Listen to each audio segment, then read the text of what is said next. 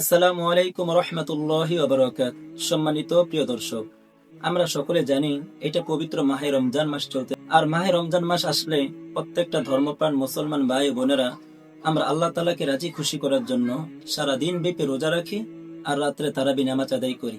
প্রিয় দর্শক, আমরা সকলে জানি পবিত্র মাহে রমজান মাস আসলে আমরা অন্য একটি আল্লাহ তাআলার গুরুত্বপূর্ণ আমল করে থাকি, যে আমলটার ব্যাপারে আল্লাহ তাআলা পবিত্র মহাগ্রন্থ আল কোরআনে কারিমের অসংখ্য জায়গার মধ্যে বলেছে, আকিমুস সালাহ ওয়া আতুজ যাকাহ।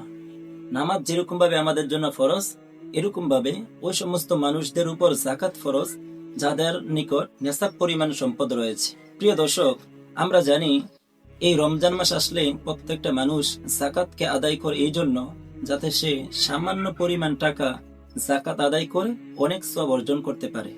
এই ব্যাপারে আল্লাহ তাআলা পবিত্র মহাগ্রন্থ আল কোরআনে কারিমের সূরা তাওবার 34 নম্বর আয়াতের মধ্যে বলেন, ওয়াল্লাযীনা ইয়াকনিজুনা যাহাবা ওয়াল ফিদ্দাতা ওয়া লা ইউনফিকুনাহা ফি সাবিলিল্লাহ ফাবাশশিরহুম বিআযাবিন আলীম।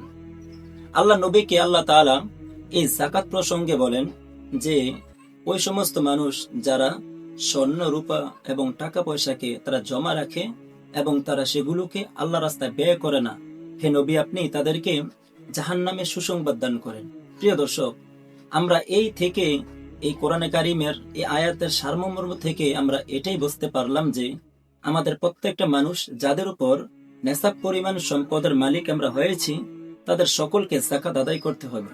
তো আপনি কি জন্য যাকাত আদায় করবেন? আর যাকাত আদায় করলে আমরা সকলে মনে করি যে আমাদের সম্পদ কমে যাবে।